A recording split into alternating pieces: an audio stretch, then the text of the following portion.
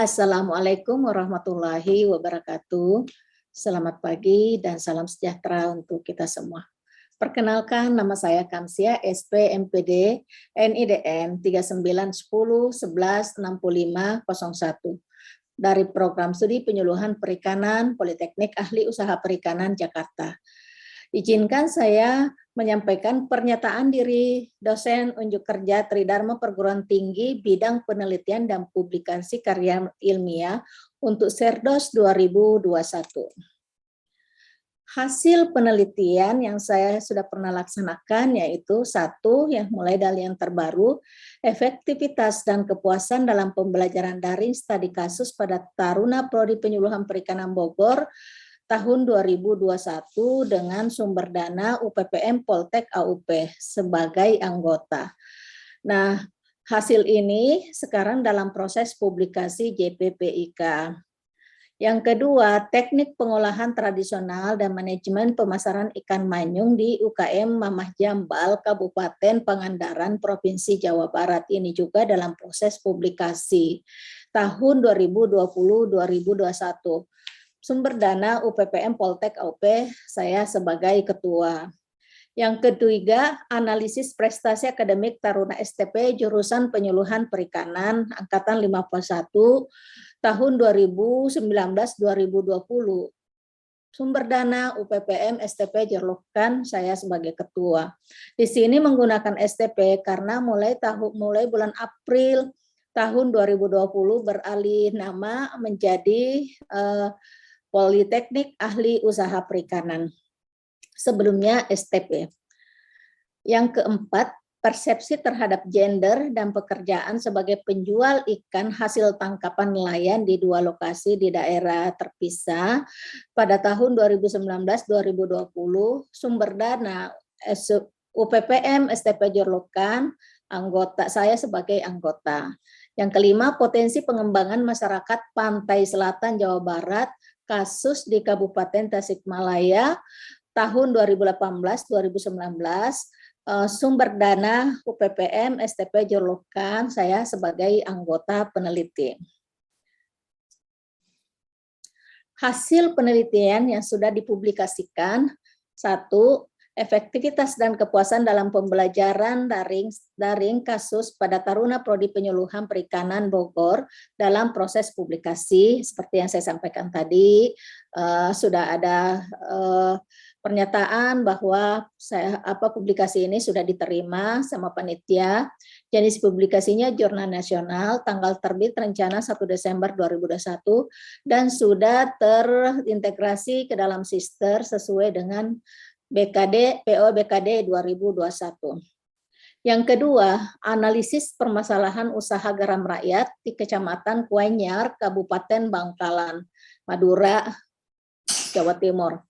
Hasil penelitian ini sudah dipublikasikan di Jurnal Nasional tertanggal 1 April 2019 dan sudah terintegrasi ke dalam sister sesuai dengan PO PKD 2021. Kemudian yang berikutnya adalah kompetensi penyuluh, motivasi, dan produktivitas kerja penyuluh.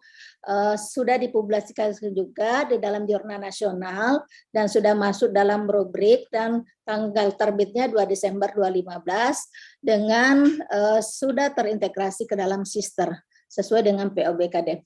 Yang keempat, analisis pengembangan industri dan persepsi kepala desa di kawasan peruntukan industri, kasus di Kabupaten Karawang. Sudah masuk dalam publikasi dan tanggal terbitnya 3 Juni 2014 dan sudah terintegrasi ke dalam sister. Nah, yang saya sebutkan tadi itu, ini adalah surat keterangan dari Kepala UPPM yang menyatakan bahwa hasil penelitian saya atau kami yang terdiri dari 3 orang ini sudah diterima di redaksi.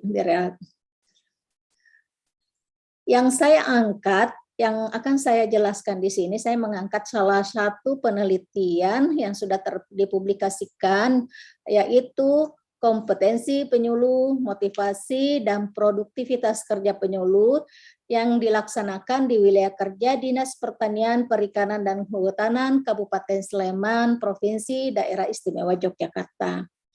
Data yang terkait dengan kompetensi penyuluh didapatkan dari Dinas Pertanian, Perikanan, dan Kehutanan Kabupaten Sleman, Yogyakarta sebagai data sekunder. Penelitian ini menggunakan metode survei dengan pendekatan korelasional dengan tujuan untuk mengetahui hubungan antara kompetensi penyuluh dengan produktivitas kerja penyuluh. Yang kedua, untuk mengetahui hubungan antara motivasi kerja penyuluh dengan produktivitas kerja penyuluh. Yang terakhir adalah untuk mengetahui hubungan antara kompetensi penyuluh dan motivasi kerja secara bersama-sama dengan produktivitas kerja penyuluh. Hasil penelitian menunjukkan terdapat hubungan positif antara kompetensi penyuluh dengan produktivitas kerja penyuluh. Yang kedua, terdapat hubungan positif antara motivasi kerja dengan produktivitas kerja penyuluh. Yang ketiga, terdapat hubungan positif antara kompetensi penyuluh dan motivasi kerja secara bersama-sama dengan produktivitas kerja penyuluh. Nah, itu tadi ringkasan dalam penelitian, pendahuluan. Dalam rangka reformasi penyuluhan, komponen yang paling strategis adalah penataan penyuluh dengan merujuk kepada Undang-Undang Nomor 16 Tahun 2006 tentang Sistem Penyuluhan Pertanian, Perikanan, dan Kehutanan yang disingkat atau yang dikenal dengan Undang-Undang SP3K Pasal 21/1.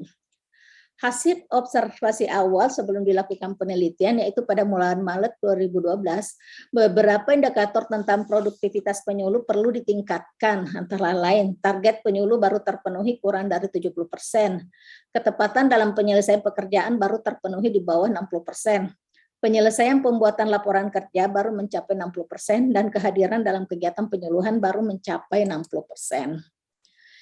Nah, identifikasi masalah dalam penelitian ini dirumuskan apakah sesuai dengan tujuan tadi ya. Jadi, apakah ada hubungannya dari tujuan tadi.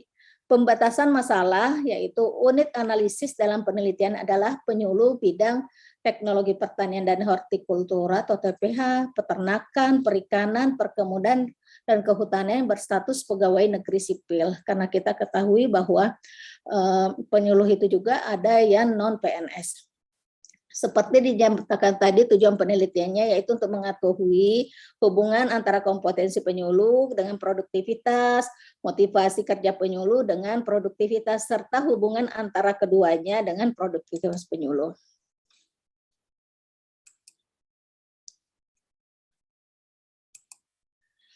Pembatasan masalah. Unit analisis ini seperti disampaikan tadi ya, untuk penyuluh PNS yang berada di Kabupaten Sleman. Penelitian ini dilakukan di Kabupaten Sleman, terus datanya juga didapatkan di penyuluh Kabupaten Sleman. Populasi penyuluh di Kabupaten Sleman, Daerah Istimewa Yogyakarta itu ada 114 dengan komposisi TPH 43 orang, penyuluh peternakan 20 orang, penyuluh perikanan 18 orang, penyuluh perkebunan 18 orang, dan penyuluh kehutanan 15 orang. Metode penelitian ini menggunakan metode survei dengan pendekatan korelasional. Populasi dan sampel penelitian seperti disebutkan tadi Daerah Istimewa Yogyakarta yaitu Kabupaten Sleman. Nah, sejumlah 114 orang yang berasal dari 5 bidang. Sampel penelitian dipilih dari responden atau dari populasi yang ada secara teknik acak proporsional atau proporsional random sampling. Jumlah penyuluh PNS yang aktif di Dinas Pertanian, Perikanan, dan Kehutanan Sleman sebanyak 114 orang. Kalau dimasukkan ke dalam rumus Lovin, besarnya sampel ditentukan dengan menggunakan rumus Lovin karena di atas 100 orang, yaitu dengan rumus besarnya sampel adalah besarnya populasi dibagi 1 per batas error. Karena ini adalah kasus sosial, maka batas error yang diinikan adalah 5%. Dengan menggunakan Slovin tersebut, maka diperoleh sampel sejumlah 89 orang. 89 orang, contoh salah satu perhitungannya, Jumlah penyuluh perikanan 18 orang, 18 dibagi jumlah populasi dikali batas yang ingin dicapai 89 tadi, akhirnya diperoleh 14 orang. Jumlah keseluruhannya adalah 89 penyuluh yang akan dijadikan sebagai sampel. Secara keseluruhan, hasil penelitian menunjukkan bahwa terdapat hubungan positif antara kompetensi penyuluh, motivasi penyuluh, serta kompetensi penyuluh dan motivasi kerja secara bersama dengan produktivitas kerja penyuluh. Pembahasan hasil uji hipotesis tersebut dapat dipaparkan bahwa hubungan antara kompetensi penyuluh sebagai X1 dengan produktivitas kerja penyuluh sebagai Y, hubungan ini mempunyai kompetensi dengan produktivitas kerja penyuluh mengandung makna bahwa semakin tinggi tingkat intensitas mengikuti pendidikan dan pelatihan atau diklat yang sejalan dengan meningkatnya kemampuan peserta diklat, maka akan semakin tinggi tingkat produktivitas kerja dalam melaksanakan tugas-tugasnya.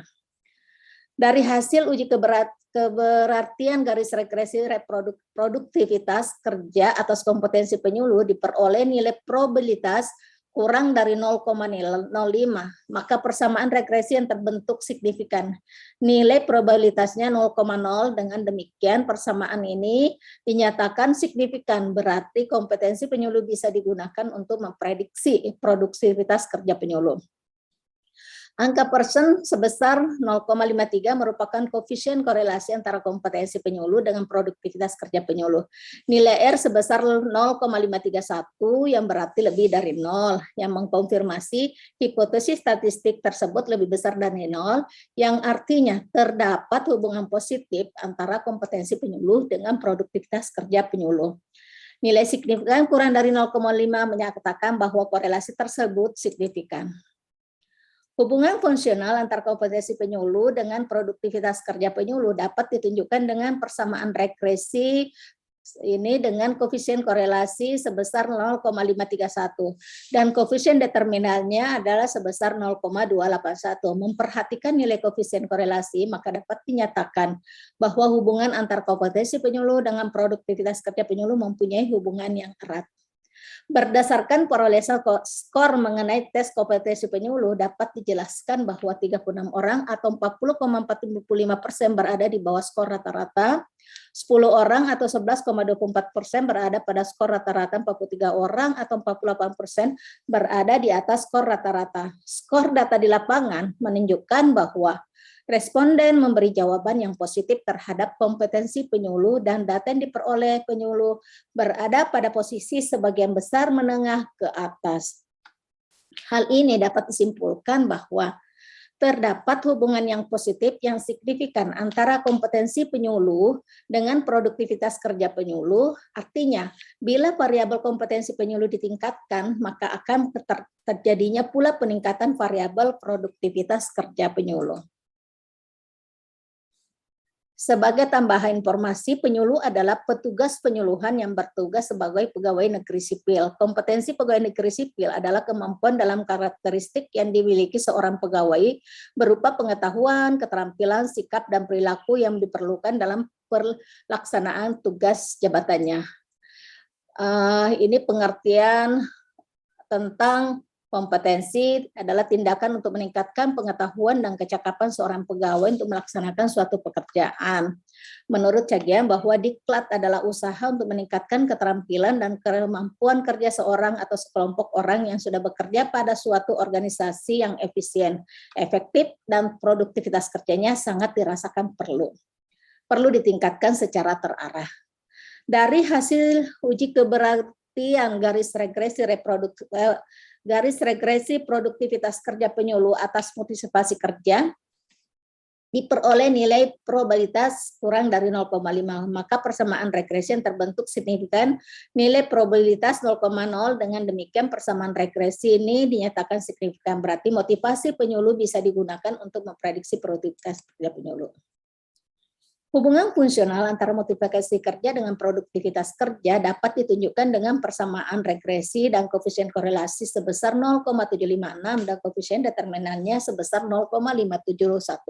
Memperhatikan nilai koefisien korelasi, maka dapat dinyatakan bahwa hubungan antara motivasi kerja dengan produktivitas kerja mempunyai hubungan yang kuat. Kesimpulan yang dapat diperoleh, terdapat hubungan positif antara kompetensi penyuluh dengan produktivitas kerja penyuluh, terdapat hubungan positif antara motivasi kerja dengan produktivitas penyuluh, dan terdapat pula hubungan positif antara kompetensi penyuluh dengan motivasi kerja secara bersama-sama dengan produktivitas penyuluh. Sebagai gambaran bahwa roadmap dari penelitian dari UPPM adalah mulai dari tahun 2020 tercantum di sini bahwa diikutsertakan bersama dengan kegiatan KIPA Taruna. Demikian mungkin yang bisa saya sampaikan sebagai unjuk kerja bidang penelitian. Demikian, terima kasih. Assalamualaikum warahmatullahi wabarakatuh.